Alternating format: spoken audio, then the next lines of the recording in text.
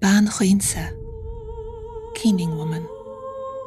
Through her voice and lamenting, death becomes not an end, but a crossing, reaffirming enduring bonds between people, place, and ancestry. For our Irish ancestors, the Bean Chaointe was a vital communal figure, guiding others through their grief. Her piercing cries and structured lament mediated between worlds, invoking ancestral lineage rooted in the Irish landscape itself.